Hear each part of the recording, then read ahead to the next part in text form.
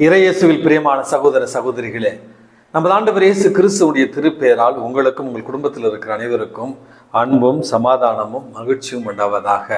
அன்புமிக்கவர்களே, June மாதம் 16ஆம் தேதி தாயாம் திரு அவை புனித ஜான் பிரான்சிஸ் ரெஜிஸ் என்பவருடைய சேசு சபை துறவியனுடைய நினைவு நாளை தான் கொண்டாடுகிறது. இந்த ஜான் பிரான்சிஸ் ரெஜிஸ் என்பவர் பிரான்ஸ் தேசத்தில் 1597 ஆண்டு ஜனவரி மாதம் 31ஆம் தேதி பிறந்தார் என்றும், மிக இளைய வயதிலேயே ஒழுக்கத்திலும் கல்வியிலும் சிறந்து விளங்கிய இவர் ஒரு துறவியாக மாற ஆசைப்படுகிறார். அதன் பிறகு சேசு சபை குருகுலத்தில் சேர்ந்து பிறகு குருவாக திருநிலைப்படுத்தப்பட்டார் என்றும், மிகச் சிறந்த சிறந்த இறை வார்த்தையை எடுத்துரைக்கிற ஒரு நற்செய்தியாளராக இவர் விளங்கினார் என்றும் இவருடைய வாழ்க்கையில நம்ம வாசிக்கிறோம். அன்புமிக்கவர்களே, இவருடைய இறை வார்த்தையை கேட்பதற்கு ஆயிரக்கணக்கான மக்கள் கூடி வருவார்கள். இறை வார்த்தையை வல்லமையோடு அறிவிக்கிற ஒரு ஞானத்தை இவர் பெற்றிருந்தார். அதே நேரத்தில் ஏழைகளுக்கு உதவி செய்கிற, சமுதாயத்தில் குரலற்றவர்களாக மற்றும் உதவி இல்லாதவர்களுக்காக பேர் உதவிகளை செய்து வாழ்ந்தார். நற்செய்தியை அறிவிப்பதோடு இல்லாமல் அதை தன்னுடைய வாழ்க்கையின் வாயிலாக அறிவித்த ஒரு மாபெரும் புனிதராகத்தான் இவருடைய காலகட்டத்தில் இவரை நம்ம பார்க்கிறோம். அன்புமிக்கவர்களே, இவருடைய இந்த நற்பணிகளையும் இறை பணிகளையும் தொடர்ந்து செய்வதற்காக பெண்களுக்கான ஒரு துறவு சபையையும் இவர் ஏற்படுத்தினார் என்றும் இவருடைய வாழ்க்கையில் நம்ம வாசிக்கிறோம். அன்புமிக்கவர்களே, கல்வி பணியில மிகவும் சிறந்து விளங்கிய புனித ஜான் பிரான்சிஸ் ரெஜிஸ் என்கிற இந்த புனிதர் பல கல்வி கூடங்களையும் பல்கலைக்கழகங்களையும் நிறுவி இருக்கிறார் என்றும் இவருடைய வாழ்க்கையில் நம்ம வாசிக்கிறோம். அன்புமிக்கவர்களே, தன்னுடைய வாழ்வினுடைய இறுதி காலங்களில் பிளேக் நோயினால் பாதிக்கப்பட்டவர்களுக்கு உதவி செய்து பிறகு அதே நோயினால் தாக்கப்பட்டு இவர் இறைவனடி சேர்ந்தார் என்றும் இவருடைய வாழ்க்கையில் நம்ம வாசிக்கிறோம். இறைவன் கொடுத்த ஞானத்தையும் இறைவன் கொடுத்த திறமைகளையும் இறைவனுடைய மிக மகிமைக்காக பயன்படுத்திய ஒரு அழகான புனிதர் தான் இந்த ஜான் பிரான்சிஸ் ரெஜிஸ் என்கிற இந்த புனிதர். இவருடைய பரிந்துரையால் நாமும் நம்முடைய வாழ்க்கையில இறைவன் கொடுத்திருக்கிற திறமைகளை இறைவனுடைய மிக மகிமைக்காக பயன்படுத்த பரிந்துரையை மன்றாடி செபிப்போம். அன்புமிக்கவர்களே, இன்றைக்கு நமக்கு கொடுக்கப்பட்டிருக்கிற நற்செய்தி வாசகத்துல நமது ஆண்டவர் இயேசு கிறிஸ்து நம்முடைய அன்றாட வாழ்க்கைக்கு ஒரு அருமையான பாடத்தை சொல்லி தருகிறார். அதாவது, பழைய ஏற்பாட்டு காலங்களில் சட்டங்கள் என்பது கண்ணுக்கு கண் பல்லுக்கு பல்.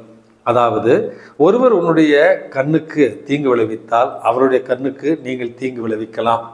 ஆனால் நமது ஆண்டவர் இயேசு கிறிஸ்து, ஒருவர் உன்னை ஒரு கன்னத்தில் அறைந்தால் அவருக்கு மறு கன்னத்தை காட்டு, ஒருவர் உன்னுடைய அங்கே எடுத்துக்கொண்டால் அவருக்கு உன்னுடைய மேலாடையையும் கொடுத்து விடு. நாம் பிறரை மன்னித்து வாழ வேண்டும். பழி வாங்குகிற எண்ணங்கள் நமக்கு இருக்கக்கூடாது. பிறர் நமக்கு செய்திருக்கிற தீ செயல்களையும் மறந்து வாழ வேண்டும்.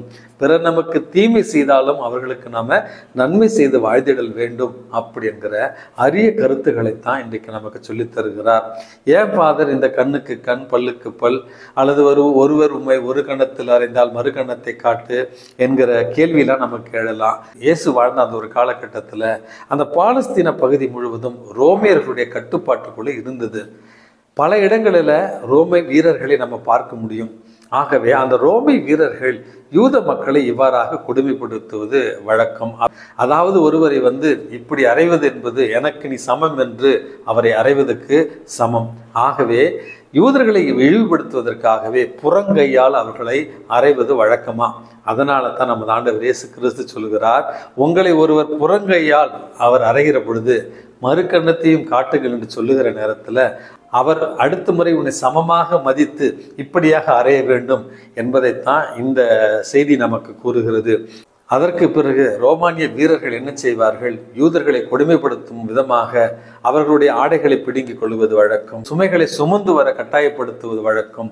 இப்படிப்பட்ட ஒரு சூழலை தான் பகைவர்கள் உங்களுக்கு துன்பங்கள் விளைவித்தாலும் மனமோந்து அவர்களுக்கு நன்மை செய்கிற நேரத்தில் அவர்கள் ஒரு நாள் மனம் மாறுவார்கள்.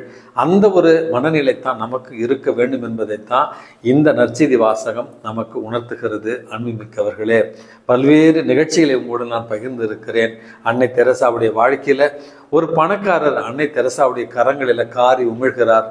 உதவி கேட்ட நேரத்தில் தன்னுடைய கையை சுத்தம் செய்து விட்டு, இந்த எச்சில் எனக்கு, ஆனால் என் பிள்ளைகளுக்கு ஏதாவது உண்ண கொடுங்கள் என்று கேட்டாராம். அந்த செல்வந்தர் பிறகு மனம் மாறி தன்னுடைய பெருஞ்செல்வத்தையே அன்னை தெரசாவுடைய பணிகளுக்காக கொடுத்ததாக ஒரு நிகழ்ச்சியை நம்ம கேள்விப்பட்டிருப்போம். அன்பு மிக்கவர்களே, நமக்கு பிறர் தீமையை செய்தாலும் அவர்களுக்கு நாம் நன்மை செய்ய கற்றுக்கொண்டோம் என்றால் அதுதான் உண்மையான புனிதத்துவமான ஒரு கிறிஸ்தவ வாழ்வு. ஆகவே மன்னித்து தீமை செய்தோரை மறந்து தீமைக்கு நன்மை செய்து பழகிட இறைவன் உங்களையும் என்னையும் தூண்டுவாராக. எல்லாம் வல்ல இறைவன் தந்தை, மகன், தூய ஆவி உங்களையும் உங்கள் குடும்பத்தில் இருக்கிற அனைவரையும் நிறைவாக ஆசிர்வதித்து பாதுகாத்து வழி நடத்துவாராக. ஆமேன்.